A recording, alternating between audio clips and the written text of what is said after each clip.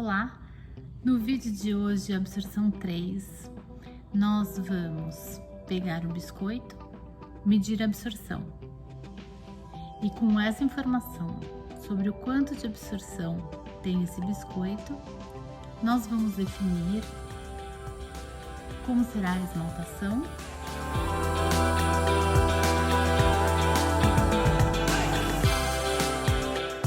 objetivando com isso ter uma camada vítrea boa, que não craquele, que não dê defeitos e que ajude essa peça a estar selada para não absorver água. Então, vamos à obra. Lembrando que esse vídeo tem a orientação técnica do Nelson Lixa, que um dia ainda vou conseguir trazê-lo aqui para vocês conhecê-lo. Então, mais uma vez, muito obrigada, Nelson, pela sua grande ajuda. Antes de pegar o biscoito e submeter aos testes, aquele que te agradar mais, o da ISO, fervendo a água, ou o método caipira, deixando a peça de molho, é muito importante que você conheça o seu forno. Por quê?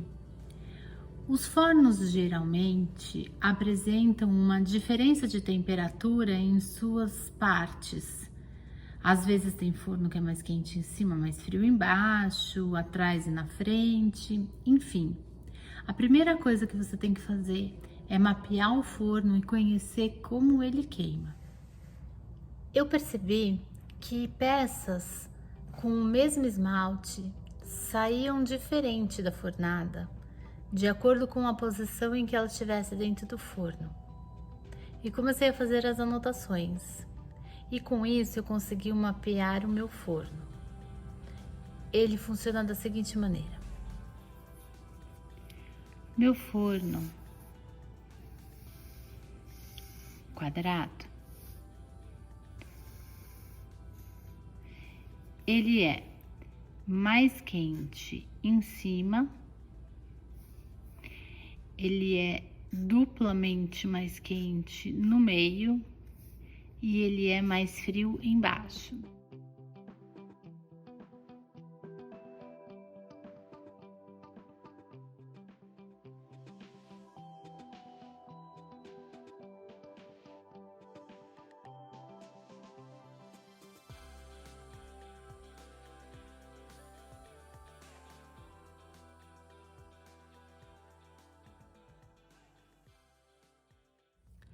Mesmo fazendo os ajustes necessários, porque afinal não é ok que o esmalte embaixo não funda, eu consegui ajustar, mas essa diferença continua. É uma característica do meu forno. O Frank funciona assim. O nome do meu forno é Frankenstein. Muito bem.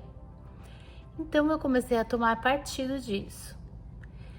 Ocorre que, se durante a queima de esmalte essa diferença de temperatura acontece, durante a queima de biscoito ela também acontece.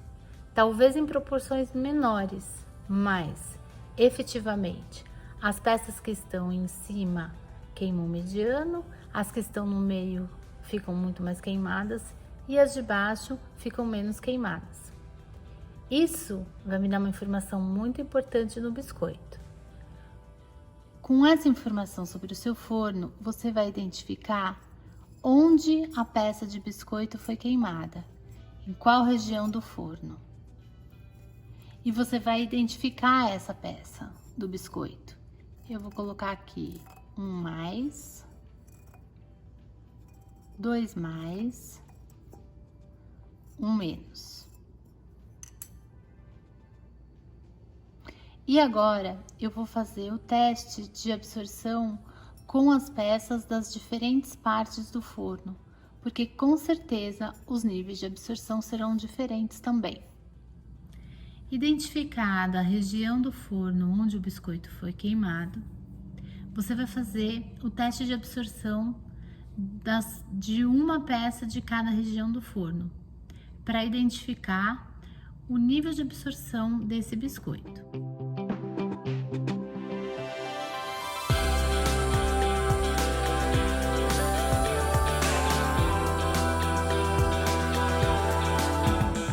Uma observação: quando você for tirar a peça da água e secar para fazer a segunda medição, por favor, garanta que o pano esteja úmido.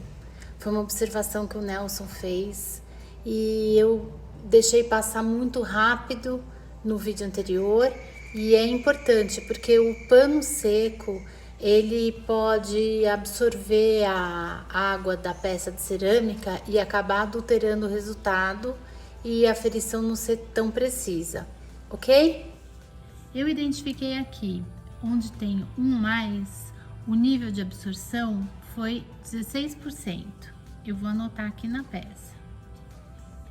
Onde tem 2+, que era aquela região muito quente, o meu nível de absorção está 12%.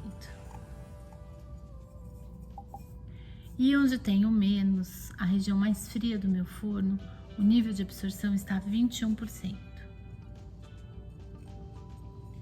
Vamos apenas entender isso.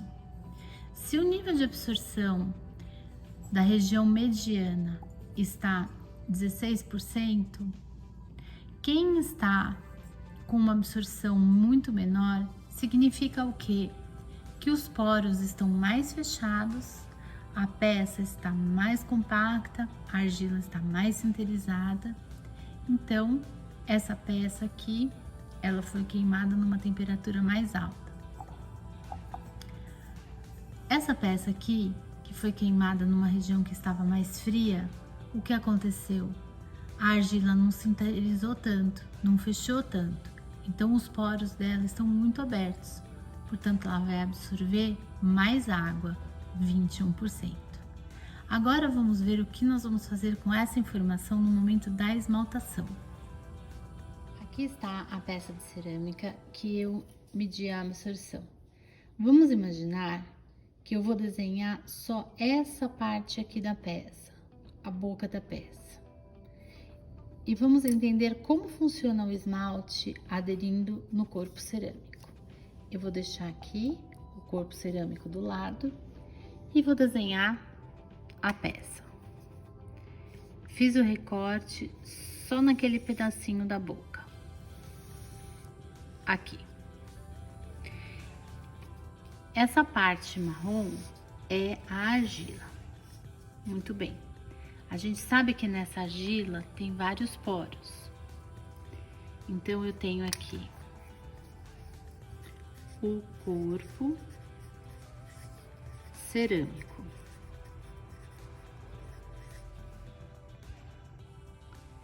Tá aqui. Quando eu esmalto a peça, na parte de cima é acumulado o esmalte com todas as suas matérias-primas. Acontece que o corpo cerâmico, como eu já mencionei, ele tem poros.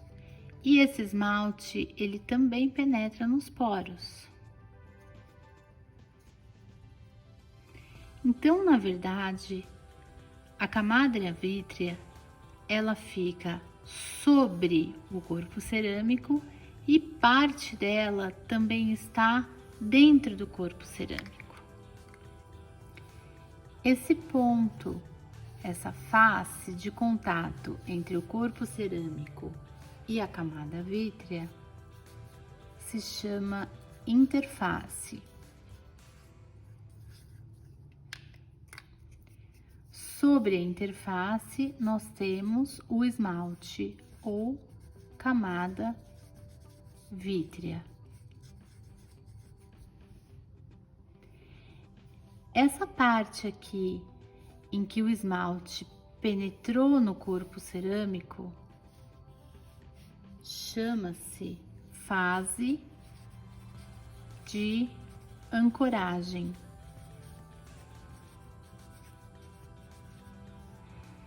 Ocorre o seguinte: se o corpo cerâmico estiver com muitos poros, vai penetrar muito esmalte aqui.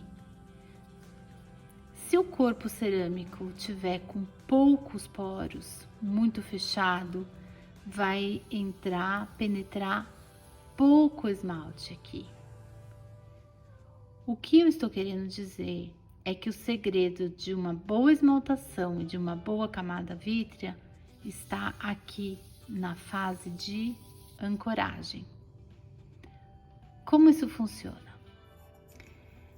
Nessa peça aqui, que eu tenho 21% de absorção, o que está acontecendo? O meu corpo cerâmico tem tantos poros que a hora que eu for esmaltar e o esmalte for depositado aqui, eu vou ter uma concentração muito grande na fase de ancoragem, uma concentração de esmalte desproporcional à camada vítrea. Essa desproporção causa defeitos. A outra peça aqui, em que a absorção é de 12%, eu tenho um corpo cerâmico extremamente fechado e com poucos poros. Ao esmaltar e depositar a camada vítrea aqui em cima, o que vai acontecer é que o corpo cerâmico estará tão fechado que pouca matéria vai ser absorvida pela peça e a fase de ancoragem estará desproporcional à parte da camada vítrea. Eu vou ter uma concentração muito maior aqui na camada vítrea e uma concentração muito menor aqui. Essa falta de proporcionalidade também vai causar defeitos. A situação ideal é essa daqui, em que eu tenho um corpo cerâmico com poros num nível de absorção tal que, ao ser esmaltada, a peça vai absorver a quantidade de água e de esmalte, de modo que a fase de ancoragem, que é essa aqui, seja proporcional à camada vítrea, que é essa. Com essa proporção, eu vou ter uma camada vítrea boa, sem defeitos. Então, anota aí quais são os índices ideais desejáveis de absorção para uma peça de biscoito.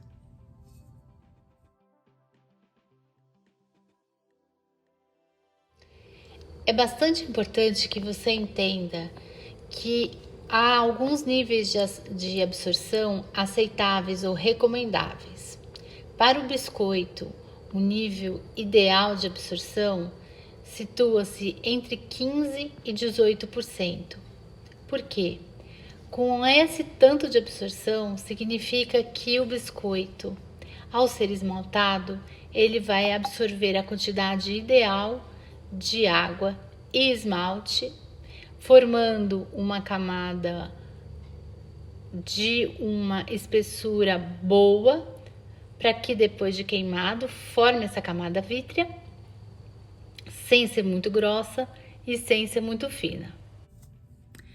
Esse é o motivo pelo qual eu respondo que não existe uma temperatura certa para queima de biscoito. Existe um range, um período de temperatura em que o biscoito pode ser queimado, que varia de 850 a 1100 graus. E quem vai determinar qual é a melhor temperatura para o seu biscoito é você, na sua condição de queima, no seu forno, com a massa que você utiliza. De modo que a primeira coisa que você vai fazer é medir o nível de absorção das suas peças de cerâmica biscoitadas, lembrando de identificar a posição do forno em que elas estão. E você vai ver, se a peça está com 16%, ela está com um nível de absorção excelente, não precisa mexer em nada. Se a sua peça está com 20% de absorção, quer dizer o quê?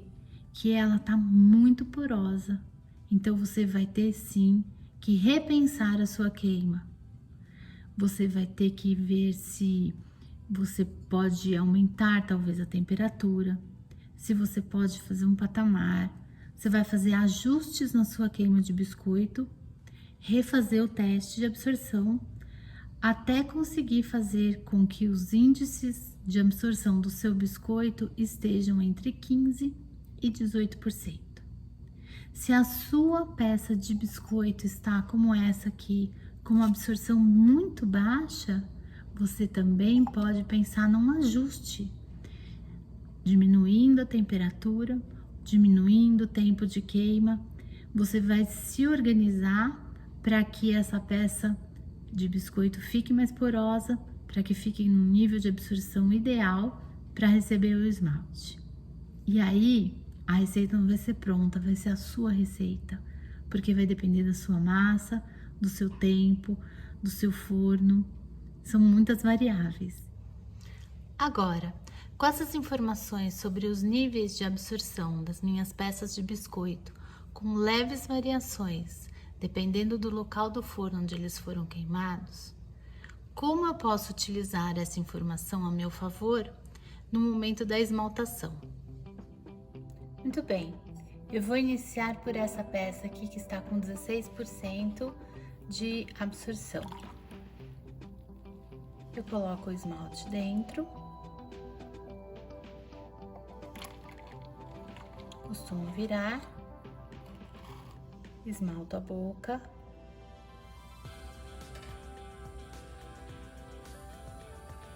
depois eu acomodo a peça e dou o banho.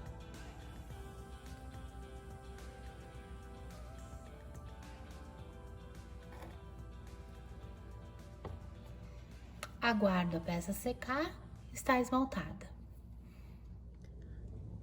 Essa minha esmaltação padrão, que eu costumo fazer em todas as peças. Acontece que, tendo consciência de que algumas peças estão com o corpo mais fechado, com um nível menor de absorção, o que eu vou fazer? Eu vou fazer a mesma esmaltação, mas de uma maneira mais vagarosa, de modo que a peça tenha mais tempo e mais chance para absorver o esmalte. Com isso, apenas uma fração de segundos a mais, eu consigo equalizar a camada vítrea sem ter que mexer em nada mais. Nem pensar em densidade, nem fórmula, nem mexer na queima do biscoito, em nada. Somente me alongando um pouquinho mais no banho e na imersão. Veja como é. Agora eu vou pegar essa peça aqui que tem 12% de absorção. Eu sei que ela tá com o corpo muito fechado. Então, eu vou fazer o mesmo procedimento. Só que dessa vez eu vou me alongar um pouquinho mais. E vou contar.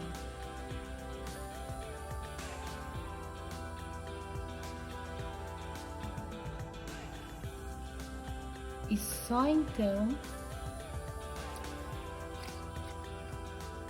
eu vou virar. E depois eu vou me estender também um pouquinho mais, para que a boca dela também fique com uma camada boa e ela tenha mais tempo de absorver esse esmalte.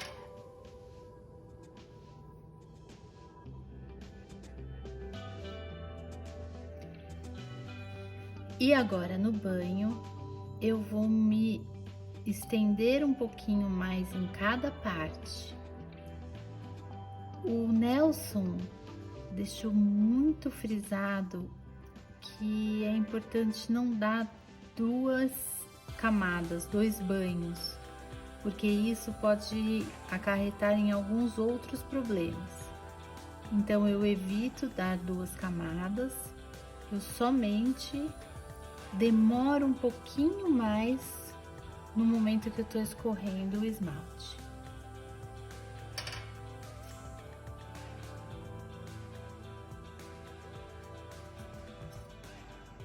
E é isso. Nessa peça que tinha uma absorção um pouquinho mais baixa, eu me alonguei um pouquinho mais no tempo da esmaltação.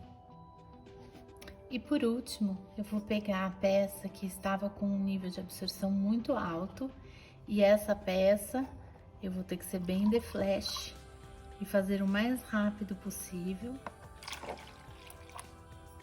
porque realmente o nível dela de absorção é muito alto. Eu nem vou colocar essa parte aqui no banho, eu já fui virando de modo que tudo isso daqui estivesse esmaltado, e eu nem vou submergir, eu já venho aqui direto e vou dar um banho bem rápido na peça,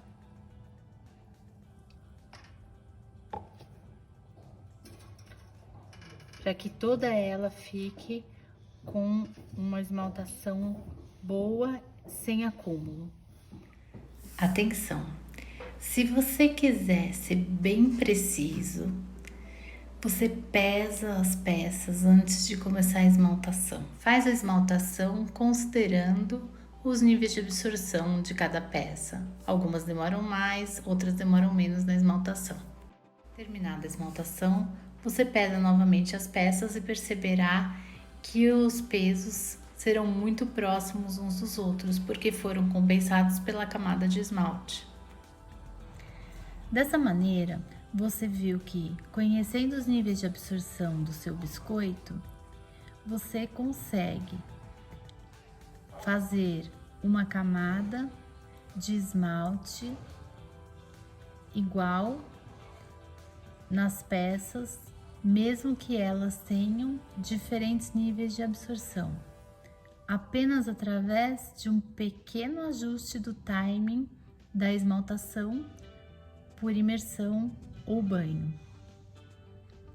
Em muitos casos, esse ajuste resolve, e aí você está livre de problemas. Mas em outros casos, pode ser que não resolva. Então, temos que tomar medidas mais drásticas. E isso vai ficar para o próximo vídeo, quando nós vamos falar um pouquinho sobre densidade, porque se apenas com tempo maior ou menor na esmaltação você não conseguir ajustar a sua camada vítrea, então vamos ter que mexer na densidade também. E aí é o tema do nosso próximo vídeo, ok? Espero que vocês tenham gostado, e se tiver alguma dúvida, anota. O próximo vídeo pode ser que responda por ela.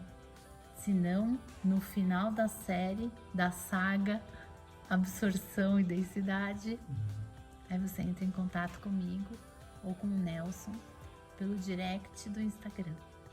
Tchau, até a próxima.